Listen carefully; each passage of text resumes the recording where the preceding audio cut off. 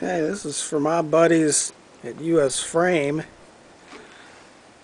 After plowing the driveway for about 3 hours, this is what I opened the garage door to. A lot of drifting, probably close to 2 feet of snow. Take a little gaze out here. Yeah, it looks just swell. Banks are roughly about 4 feet over here along the side of the house. Up there, that's probably close to 4.5.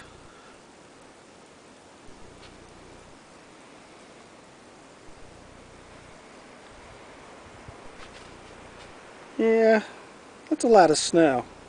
So, here's to you, US Frame. Have a good one.